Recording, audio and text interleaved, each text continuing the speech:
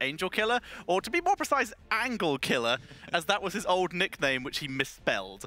But for now, though, let's find out what the next map is going to be, guys. And it is going to be Cursed Hollow. That's a good one. That is a good one. That's a really good one. I'm still waiting for that first Morales Medivac play, you know, going for those sneaky backdoor strategies. I mean, we've seen it in the past. Maybe this is the right environment, maybe this is the right tournament to really go crazy at some point. I think Cursed Hollow is a good map for Spain. It's a good map for Netherlands. Yeah. Netherlands, they're riding momentum. They look like the stronger team in that game. But Spain, like, we cannot forget who is on that team. There's a lot of experience on that team. There's a lot of good players on that team. And taking it to a more standard map like Cursed Hollow will most likely allow the best kind of match to happen. What I do want to say is, though, that the Netherlands, they don't play like your ordinary team. You face some scrims, you face some professional play. That was a highly exotic strategy they came up with on Volskaya Foundry. And I think even a seasoned, experienced team like the Spanish one could struggle when the Netherlands just continue to bring these weird picks in there in this mix. But can they do the same on Cursed Hollow? That is the question. Or do you potentially think it could be time for Spain to bring out some of those weird picks? Maybe. We do have Vortex on the team. This is a very large map. Samuro and the Vikings can get some really solid split push value here. Yeah, definitely true. Even the Vikings, as you said, Zagara, another really popular hero for Vortex. Even Mugilol can surprise us a lot by going for a different ranged assassin. He seemed a little bit unimpactful on that Gul'dan last game. Maybe you should put him on something more reliable, like the Greymane, like a Vala. There's a lot of aces still left for Team Spain. All right, guys, we are getting ready to head into the picks and bans for this second map.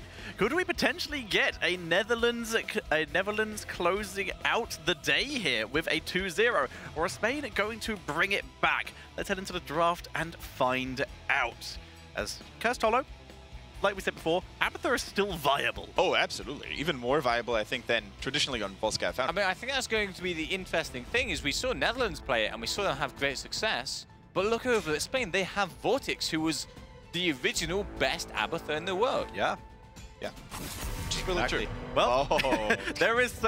I like the respect. The respect is being given here to Vortex for exactly the reason we said. And the counter respect. This is what we like to see. Players feeling each other out, learning the skills here. And once again, guys, be sure to vote for which team you think is going to win. Have the Netherlands won you over? If you think they have, type in hashtag NLWin into Twitch chat. And if you think Spain are going to bring out a comeback here, type in hashtag ESWin. Absolutely, and what a sign of respect when one of the best Abathur players in Europe bans it out because he just got destroyed. His team just got destroyed by it on the previous game. Now, nothing new here. Super solid picks early on. So the bans are a bit weird, but the picks are exactly what we expected, actually. I will say, I do really like the bans. If I was a player in that game, that's exactly how I wanted it to go. Because those are the two heroes on that map that just throws everything off. They're global, they're annoying, just taking both out. Much more standard game is going to happen now. Absolutely, and how standard is the Dutch team going to play now? There's a couple of those mainstream heroes available right now. For example, the Genji, for example, that Tassadar, most importantly, who's normally seen banned here. This game all of a sudden opens up a lot of playstyles that we normally don't get to see immediately. We've even seen the double reset combo used, once again, inconsistently, but in the last series to great effect. In the last series we saw them, so that is open for the teams, and with one of those big burst healers of Rhaegar already taken away, there's a chance for it. Yeah, absolutely there is. I mean, Genji, a good hero. Li Ming, not so great, but still very solid. Yep. Tassadar being picked. Now, Tassadar is weird. Almost every other map except Cursed Hollow, he is a first pick, first ban hero. But on Cursed, much lower priority. It's much harder to get effectiveness from the wave clear, but also the kind of synergies he has, they often struggle on Cursed Hollow. Yeah, what I do like here, though, is B-Guy on that rank again. I think he just had an absolutely outstanding performance. The Cocoon, such a playmaker, such a playmaking ability. And then the way he also used, as you said, the rewind, the overall prioritization of targets, focusing the least mobile ones first, rather than going for the hard-to-catch ones. Super good player. So we're seeing Tracer being hovered as the ban here. Now, traditionally, there were two heroes that were the traditional TAS Rhaegar heroes. Tracer was one, the other one was Illidan. Now, we have not seen Illidan in a while, for good reason. And even if he was to be played here, Greymane has passive physical armor, ETC has block party. Would this be a really bad choice if they were to go for it? Illidan has been brought up a lot on the desk, and I feel like it's been brought up a lot less in the comms of the team. Yeah, probably. Illidan, he's fine. He can work sometimes, but I don't think he's a strong hero anymore, and I'm not sure any of these teams had the time to commit to that kind of pick. So you're thinking maybe something a little bit more traditional, like the Valor, maybe even a Lunara if we went for a I'm colored definitely light? expecting a Valor. I could see a Zul'jin, honestly. Ooh. I think Zul'jin is one of those weird heroes that can work really well against Greymane and ETC. We have not seen Zul'jin yet. That's another one that we brought up on the desk, but has yet to make his way into the games. Yeah, I am behind you, Bakery, on this one. I mean, the community out there has been very vocal about Zul'jin right now. A lot of players think that he's extremely strong right now with the infamous Mage Jin build, where you go for the Guillotine and some of the other axe-related talents. And to be honest, I think he could get a lot of value in those narrow choke points everywhere in Cursed Hollow, where it's much harder to dodge the axes and blades in the first place. I would say Cursed Hollow is one of his better maps. Yeah, for sure. So, the Netherlands have won over the chat, at least for the moment. I'm loving 72 it. to 28. Wow. Or 29, now to 71. But they apparently were convinced, especially by, like you said, B-Guy on that Anubarak in the last series. It was a convincing game, so I definitely can't blame them. But at the same time, I'm not sure I'm ready to commit to that yet. Yeah, I mean, we cannot forget who's playing, as you said earlier. The players in this game make it so hard to go for that kind of ratio. Definitely true, definitely true. And it is so cool to see that B-Guy was the shining star in game number one, when we only had Zavalosh and Omicron on our radars, really. And the other players, sure, they're good material, but nobody knew their names that well. Nobody knew how much they could add to a professional competitive environment. And I'm super hyped about B-Guy in particular right now. Yeah, I was also very pleasantly surprised, as you might have been able to tell from both of my replays, highlighting B-Guys on that Anubarak. So we see Dahaka and Li Ming here, a little bit of global potential, and that Li Ming, maybe a bit of follow-up for the Greymane, and either way, if one of them's able to get a kill, Li Ming is going to have a nice time. Yeah, and once again, we have this rivalry between Li Ming and Anubarak, this constant back and forth. Are you going to cocoon someone? Well, I'm going to shred that with my Disintegrate. On the flip side, we still have the old issues with Anubarak, intercepting abilities, having magic armor baseline, and those beetles, of course, being a real nuisance for Li Ming to deal with. So as a reminder, guys, this is a fantastic series in its own right, but this has big group implications because this is the same group as Poland, and they are looking dominant. So this match is especially important for either of these teams to have a good chance of making it out of the group.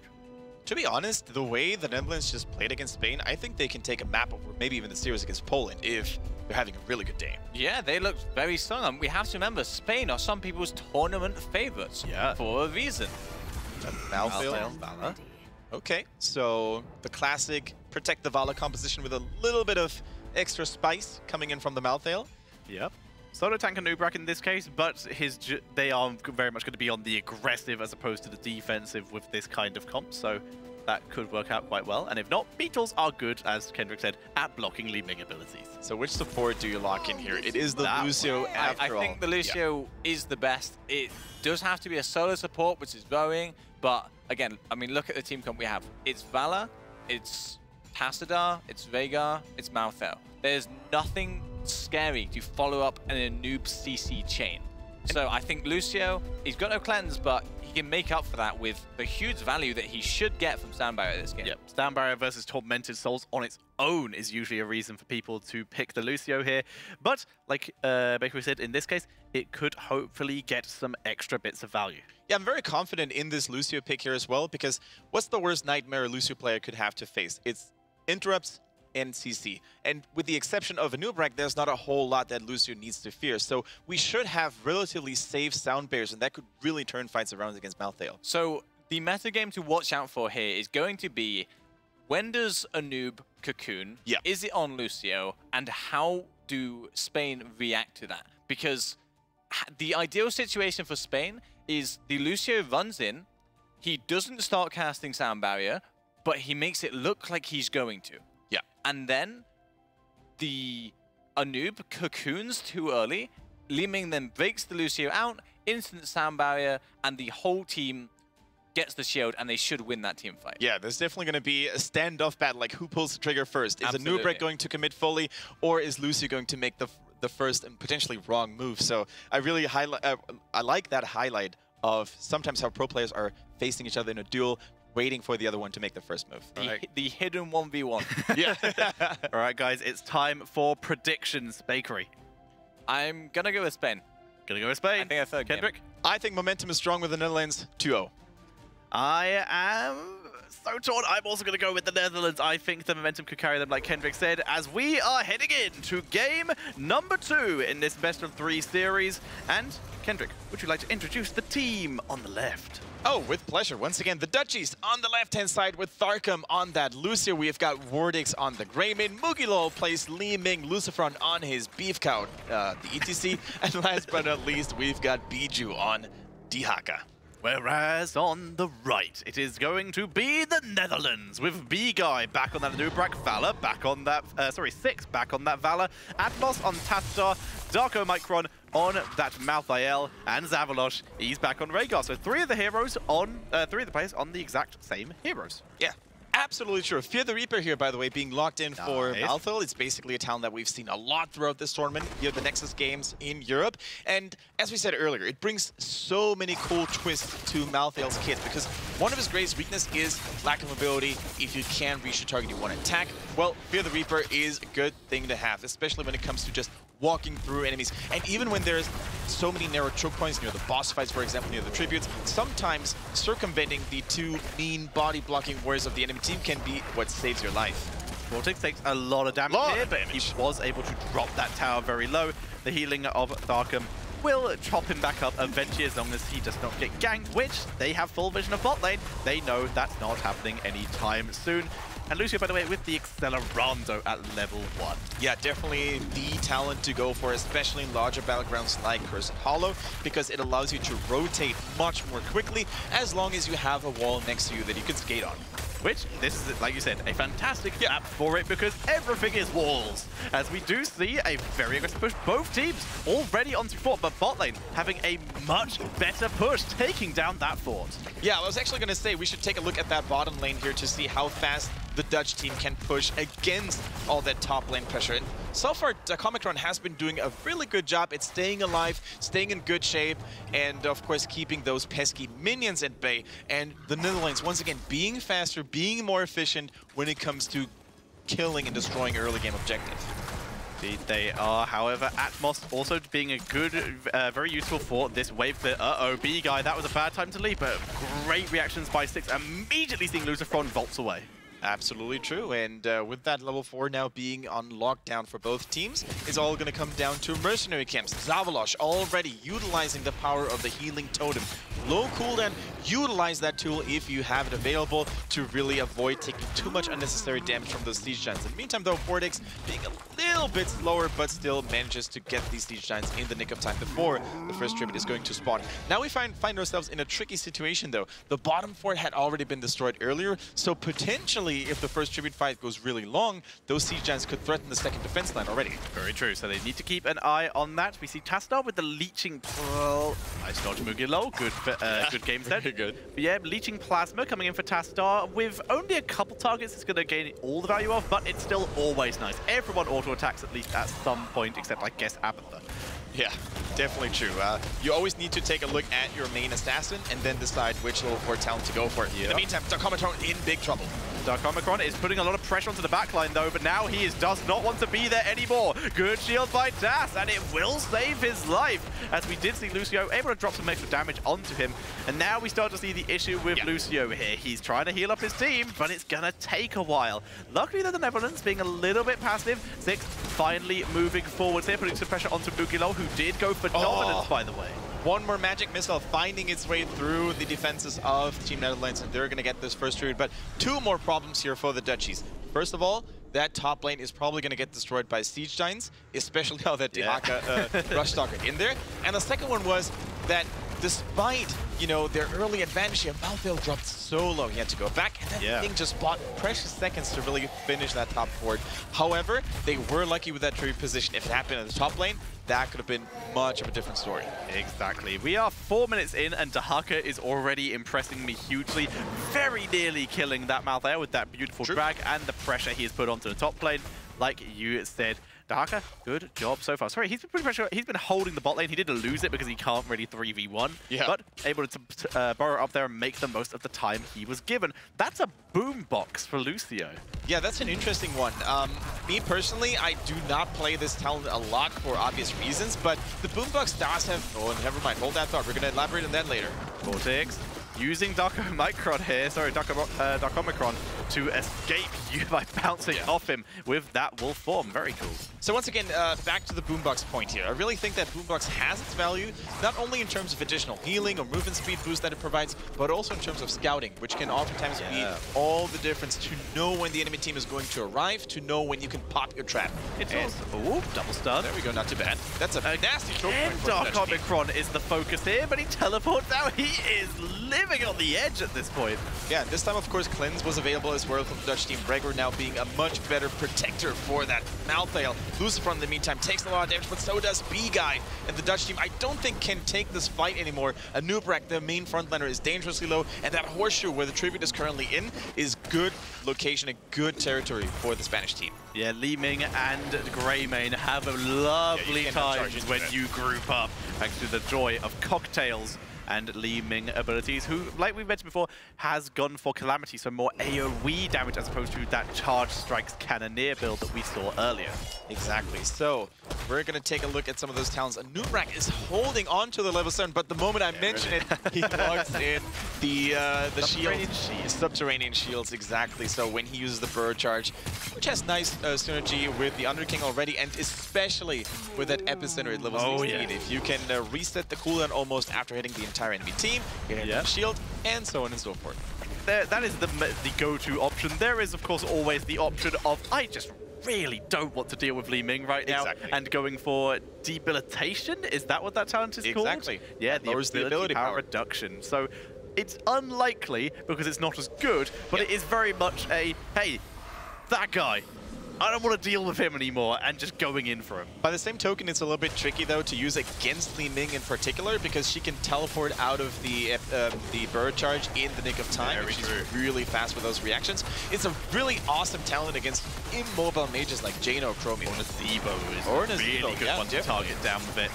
Definitely true. Ooh, still close. The one more stun onto Anubrak, but he was shielded, so he doesn't take too much suffering from it. And once again, the teams mirror each other as we do take a boss in both lanes. Exactly, and that's basically the name of the game here right now. Both teams playing very similarly, going very patient in this, especially the Spanish team, because it is all on the line for them. They cannot afford to lose another game. Now, 10s are being locked in, and we see no major surprises here. We see an Archon coming in for a Tasser, which is normally the go-to, especially if you go for that Psystorm build. Yep, Anub still committing to that Cocoon. He could in theory just drop it onto Li Ming if he wants to do it that way, but not going for the potential of that Locust Swarm, as the enemy team is likely to be too split. And we're going to see a couple of cool duels in terms of heroic abilities countering each other. We're going to see the duel between Anubrak and Li Ming, who's going to get more value against each other's heroic ability, and Malthael and Lucio. So there's going to be some sick battles, and as we said during the analyst phase during the draft, who's going to pull the trigger first? And one more, Mosh Pit and Reign of Vengeance as well. So we're nothing but duels in this game. As the Bakery said, the hidden 1v1. Speaking of 1v1s, the Cocoon is already dropped on Li Ming, so she can't interrupt it here. Here comes the sound barrier to try and counteract, but Mugilo wasn't inside it. He's taking so much damage. The Mosh Pit is so good, but where's the extra damage? Down goes Valor. It's 2 for 1 right now, as B-Guy is getting focused out. Good kill by Vortex, and he moves on to Darkomicron. Gonna try and finish him off. There's no resets here, as Li Ming is already dead. Darkomicron trying to micro around with no heroic. He's just spamming Q, and doesn't land. And Rhaegar, he pretty much just gave his life for that last-ditch effort. He'll go down as well, and it's a team wipe by Spain. It's a clean team wipe indeed. They didn't go down without a fight, though. They were able to kill 1 or 2 dudes from the Spanish team, and there is a saying, never reinforce the failure. And I think that's exactly what Zavalosh was trying to do. Yeah. The Malthael was so caught out, and there was only so much mobility he's got left available. Trying to save that guy with an Ancestor Healing ended up costing him his own life. Exactly, good drag, but immediate burrow charge there. Okay. The boot box got deleted in seconds. Good knockback though by Tharkon to give Bijou a chance to survive as Lucifron goes through B-Guy to zone him out as well. Bijou is so low right now. That is Curse Tetcher, I think. I don't think... But even one of these teams is going to get cursed. Yeah, I was going to say, the Spanish team is dropping low on health, especially Bijou can no longer continue to fight. Yeah. 13 is so close. So I think what Dehaka should do right now is he should get back to a lane and maybe let his team stall it out a little bit. Look at that. Great, very nicely done. Ancestral being dropped a little bit early. Malthael, 12 seconds until that Tormented Soul's Cocoon is already dropped. They're looking for Bijou and they pick him up. Lucifron not even landing the power slide there. And a beautiful stun by B-Guy. 2 kills picked up, and that's the curse for the Netherlands. And that shows us, Tetcher, that not always do you have to pull back when the enemy team has a talent lead. Sometimes when they're in bad condition because they took previous skirmishes unfavorably, you can really swing things around. And that's exactly what the Dutch team did. They were persistent. They didn't let go. And they knew that with enough tenacity and good focus, they could very well take this curse. And all of a sudden, it's an open game.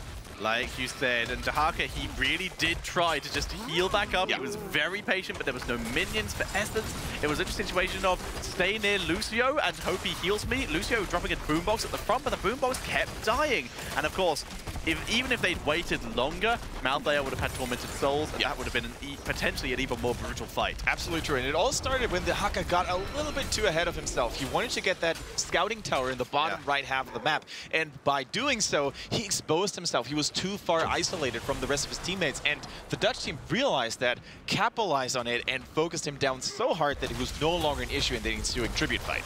So Black Harvest has been completed for Malthael. This is going to synergize with his level 13, sorry, not synergize with the level 13, the Ethereal Existence, which I guess it increases the duration, doesn't it, Black Harvest? So he does have more opportunity to gain that wonderful physical armor. Exactly, and physical armor is exactly what you need against the likes of Greymane, even ETC, who's hitting surprisingly hard for a tank.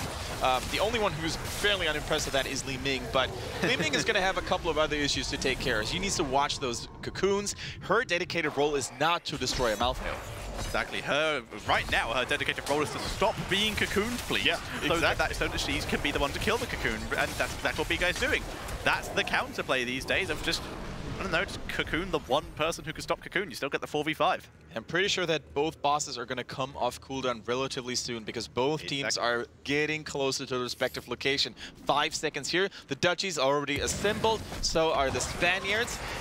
I'm not sure which lane has been weakened more. Top lane on the side of Spain or bottom lane on the side of the Netherlands. But either way, I think both teams are probably going to commit more to defending, respectively. There is a very good chance of that. In fact, neither one even scouts the opponent. They just grab the boss. Hold that thought, actually, Tetra. I think the Dutch team may decide to go for an attack because the next tribute is going to be Curse Point. So the only way to prevent Spain from picking it up is to force their attention into the top lane elsewhere so they can commit to a tribute. Yeah, they are coming in here. They've got the Watchtower. They're already pre-damaging towers with the help of those beetles from Anubrax. Zavalosh drops a healing totem. They're burning a lot of stuff to set up for this. Yeah, definitely true. And now the Dutchies, they need to be very hopeful of tribute spawning relatively soon, because the longer this goes, the better the Spanish team will have a chance of actually defending this. In the meantime, look at the bottom lane. The blue boss, the left-hand side boss is going to knock on that bottom keep store. So the Dutch team, they need to force something right now or retreat altogether. They are moving forward. Vala has completed her Hungering Arrow as Malthael is looking for the opportunity. Dive into the backline, the cocoon. The keep will fall here. Surprise Dehaka, though, moving in from the side. ETC as well. The Archon is popped. Tormented Souls into the backline. And the immediate sound barrier. But that's the opportunity for the Netherlands to leave. They've got what they wanted. Now they are done. And they need to send someone in for that tribute very, very quickly. The Brushstalker on the side of Dehaka should still be on cooldown. He just used it to defend the top fort, top keep, excuse me, in vain. And Zavalosh is already doing his thing here with the tribute. Still, nobody defending. Even Tassadar, who just teleported back, is not taking care of it. There we go. Finally a shield to save a little bit of health on that keep. And once again, a very clever attack, a very clever macro decision by the Netherlands. Indeed it is. And we do see a Manticore to help burn through that Dahaka, who very nearly turned that on its head for Spain there. Very nice wraparound coming in. Yeah, especially since ETC decided to go for Proc Rock instead of Block Party. Those auto attacks by Vala could really chunk down a lot of health on those frontliners. And Acid Stretch Mandibles as well, really making the most of the lack of that Block Party, like you said. For sure. Like, that is a really nice adaptation coming in from the Dutch team to really punish an early game talent decision by ETC. Malthael continuing down his I'm going to pick all the things that are on fire talent, and he goes for the Memento Mori. That is a scary talent. It's the one that it was the base build when Malthael first came out, combined Black Harvest, Memento Mori, and then just sort of do whatever. Exactly, and look at that anticipation here by the Dutch team. I'm not sure if the Spanish team knows that the enemies are this close by, and this tribute is going to be defended to the teeth here, I think, because they can't let that curse go through. Dahaka is going to attempt a wraparound from behind by the looks of it. This could be good without even using his burrow. No, he is using his burrow. He's coming in from below instead, focusing on the Vala, but he gets cocooned as here comes the focus. Here comes the Tormented Souls to the backline for the sound barrier. Only hits a couple. B-Guy is out of position. Moshpit only got to Comicron, but he is still moving forward. So many low health bars. This is the issue. Lucio, not enough healing. The good borrow by Dahaka to try and stay alive, but Vala picks up the kill. And I was going to say, Tetcher, I'm a little bit worried. Oh! Good shield by Taz, keeping him alive. Loser from another leaving. Reset City just misses Comicron. Two-figure health. So here's the thing. I was going to say that this is a good spot for the Spanish team to fight in, because you could see so many choke points for that potential mosh pit, for a lot of Li Ming value. But what the Dutch team did there was very smart. They cycled around and they basically moved to the opposite side of where ETC was, avoiding him for as much as possible. And that Rain of Vengeance really destroyed all hopes of a nice dance party. It really did, and that mosh pit, it got Dark Omicron for a bit, so at least delayed. That could have gone far worse. And in the end, though, ETC able to pick up a couple more kills. Like you said, those Li Ming reset as well. It was so close to killing Dark Omicron as well. It was literally disintegrate down to two-figure health, and then Dark Omicron was out of range. True. I think Team Spain, they countered every single heroic ability that the Netherlands tried to make work. Like the Cocoon was shredded in milliseconds. The sound berries so far are always on point when it comes to shutting down the Malthael. But still, there is that little something, that push of momentum that the Dutch team just can't seem to get rid of. And they're constantly pushing back their foes left, right, and center. This is quite the close game and a slight XP lead for Team Spain here. But that missing keep is a big hole. It is a big hole in their base, and it is a big hole in the solid defense of Team Spain right now. So that is good for Spain right now, the tribute location that is, because they're relatively close to those catapults. So if that lane, if that minion wave gets too big, they can still take care of it right here, right now, rather than going all the way, or maybe even having to send Dahaka to deal with it. So this is very much a possible curse point for the Spanish team. Good interruption, lose the front. Good cleanse on Atmos. He gets Ancestral as well. Cocoon is popped though. Bijou going to attempt to escape while Dark Omicron is getting focused with the good shield with the Earth Shield. Sound barrier is dropped, and the Tormented Souls did not get a huge amount of value. Down goes Dark Omicron, but the Archon is very high, was very high in health and did a little bit more slowing. B-Guy dropping low though. Both teams actually with high health pools. Exactly, it's now all on 6 here on that Vala. He needs to destroy what is left of the Spanish force, and he does exactly that. With a lot of good arrows and auto attacks, but by the same token, they need to be careful. There's still that ETC value.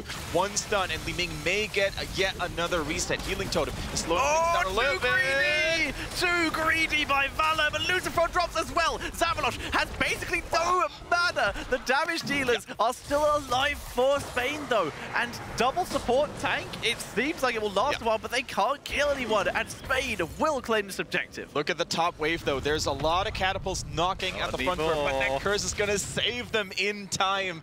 And that, ladies and gentlemen, was the power of Lucio. Lucio has very little mana, hunger, let's put it this way. His spells don't cost a lot of mana compared to other ones. And Rhaegar, as I said, he was running out of juice, running out of mana, and that's why ultimately the Dutch team had to retreat, whereas the Spanish team could still take on a fight. Bijou gets his tunnel interrupted. Netherlands are back. They don't even have Vala for this. They're just committed distracted, and they get the kill. The Cocoon is good. They steal the boss. Can they get another one here? Li Ming trying to escape. She goes down, and B-Guy wants Vortex too. Chasing down, bounce up. Tassadar needs to go back right now. Speed boost is used. Tass could port here to try and save the base, because bot lane is pushing hard. I'm not so sure about this call. There's a lot of blue goo on the bottom hand side of that base. Sure, there's not a whole lot of catapults just yet, but this could be GG. 2 people down for Spain. If the Netherlands play this well, they can very well take this series 2-0, but it's going to be so close, Tetra. I'm not sure if they can do it. We do see the Tormented Souls is now off cooldown. It wasn't even there for that last fight. Boss is high health. There's the mosh pit. Rain of Vengeance lands, so for the interrupt, Tormented Souls rips through Vortex as ETC is destroyed, and it is a poor single Lucio left to pick up the pieces, but there's nothing he can do as it's GG, and the Netherlands take the series in a 2-0. Yeah, that was a nice call after all. I totally forgot about the boss here. I think if they, even if they had suicided into that core, the boss would have probably been able to finish what was left of it. So overall, a very solid decision making here once again by the Netherlands, completely ignoring all that blue stuff that came over through the bottom lane and going for what really matters, the core. Yeah, absolutely. So a very risky call by Spain backfired and ended up with Netherlands with the boss just marching at the core. So great series. Another upset. Another upset indeed. Yeah. It looks like the last 2 groups, Group C and D, that we had today all have their own spice to it. We saw some of the big names, Sweden and Spain, most notably struggle a little bit. Sweden was able to come out on top, whereas Spain wasn't. Yeah, and the Netherlands, they were our dark horse. Now they're just the horse. They are the workhorse that we are looking to do well in this group. But reminder, this group still has Poland in it as well. Those are games we're going to have in the next couple of days. But for now, Bakery, what have you got to show us from that game? So I've got to show you the time when Spain took control of the game. It's the 11 versus 11 ace. So how it starts off is it starts off with a Nubarak flanking. So he burrows in instantly. You can see how far he is from the rest of the team. Apart from Tassadar, instant Archon on the side here. Cocoon goes down. Now what's this? He stuns on the Cocoon. He baits Tharkum into casting Soundbearer that doesn't hit the Li Ming. But isolation from behind by Bijou onto Tassadar. Instant one-shot before the Ancestral can come out. And the 3-man mosh pit by Lucifon is absolutely insane. I'm afraid there's no resets because Li Ming is already dead, but they do get 2 kills regardless. B-Guy uses his E to try and save his team. Not a great call as it turns out, because he goes down as well. And as this plays out, we are going to see actually all 5 members go down, because Zavalos, he wants to save his team. He comes back in and he tries to cast Ancestral, but as it turns out, Malthus is too far away, too low, and that is all 5 members of the Netherlands that do end up going down. And that is how Spain got control of the game, and that's why they were in such a great position until they threw at the boss. Yeah, Zavalos trying to be a bro there, but sometimes you just can't help someone who's too far into the enemy team ranks. So, however, the next replay I have for you is where Spain lost control of the game. It got very even, and how they end up losing that keep eventually to the Netherlands. So, it's the 13 versus 12 tribute fight. And as we go into it, we have to remember, the hacker's super low. He's low already from getting poked. Watch his ETC slide in. Li Ming instant blinking as well. But he uses Disintegrate, and that is literally all that B-Guy needs. He was waiting for that cooldown to be used, and now he can use Cocoon, and there is nothing that Spain can do about it. They cannot get him out. Again, it's the same thing we spoke about before. He cocoons one, we know it's a free kill, and he goes for another. And again, like vultures, here they are, bow onto Lucio. He does not bother using Sound Barrier. And Netherlands were back in the game. They got the keep in top, and that's what gave them, even though they lost that fight over that top tribute, and they did get cursed, that's what gave them that free path to the core. Yeah, it looks like what was true for Game 1 turned out to be true for Game 2 as well. B-Guy on the Nubarak made so much of a difference here with those golden cocoons. But I do want to highlight the plays by Netherlands as a whole. Avoiding Lucifer on that ETC for the most part. Not once have we seen one of those big mosh pits capturing multiple people. There was always someone dodging. There was always the Vala with a Rain of Vengeance to interrupt them. And also just a big shout out to in the Abathur last game and the Tassadar in this game. Dark Omicron was kept alive so many times by those Tassadar shields. Yeah, absolutely true. Absolutely true. And I say Hero League's pretty good in Europe, at least. I mean, So, yeah, I mean, I think the story of that series is some of our series today, the teams have been more coordinated. Other teams, it's just been like straight up outclassing. But in this game, it legitimately looked like the 5 players from the Netherlands made the difference. You had Omicron and Zavalos matching up against Lucifer and Vortex. All 4 players had very admirable performances, but the rest of the players on the Netherlands stepped up and they made the difference in that series. Well said. They really did. So what do you think that Spain still have it in them to make their way out of this group? Right now, the only way they're going to be able to do it is if they can beat Poland. To be honest, I think this may have actually been lights out for Spain. They will have to face Poland. They played extremely well today against the Czech Republic, and I'm not sure if Spain can do it after getting almost dismantled here by the Netherlands. For me personally, Poland are my tournament favorites. I think they have the best chance to win this entire thing. And Spain's only chance to make it out of group is to now beat Poland in a best of 3. Well, for now, though, this is something we'll have to wait a couple days for, because let's have a quick look at the groups to see what the scores currently are, to more visualize what we have just been talking about in these particular matchups. You can see all the 1-0s, which is what the scores have been, obviously.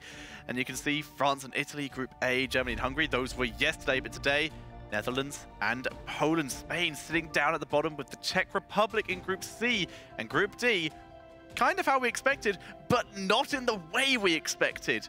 Russia and Sweden at the top of the table in Group D. Yeah, very true. Portugal getting so close to being where Sweden now stands. It was really one of the highlights of the day, that golden best of 3 on Volskaya Foundry with that strong finish by Sweden. Really a pleasure to behold. And I think it's safe to say that after 2 days into the Nexus Games, we're in for one hell of a tournament, because those national teams are putting so much commitment and so much motivation into this tournament and into making their fans at home proud. They really, really are. And let's have a look at the games we have tomorrow to see how they're going to make you proud tomorrow. We have France versus Italy, the top of table of Group A. An insanely rough match. Denmark versus Belgium. Again, really potentially close. Germany versus Hungary, the top of Group B. And finally, Finland versus the United Kingdom. Basically the last-ditch effort for both of these teams to keep themselves in the running. Yeah, and if you thought that today or yesterday were exciting already, just wait until you see tomorrow. As Tetris said, a lot of first place against second place, especially Group B, Germany versus Hungary. That's going to be my highlight of the day. I am looking forward to that one as well. Germany versus Hungary should be really good, but France versus Italy. It's a good one too. I am so excited for that. Bakery, what are you looking forward to? Italy, as we said at the time, you looked at them and they didn't look strong on paper, but when you looked a bit deeper, they looked very strong. Having said that, the way that France absolutely demolished the hometown of the United Kingdom, that was impressive. So it's going to be a great matchup for sure. And of course, me and Bakery will be keeping out a little bit of hope for Team UK to try and recover their chances of going through. We will try. But for now, ladies and gentlemen, that is going to be it for game number 2.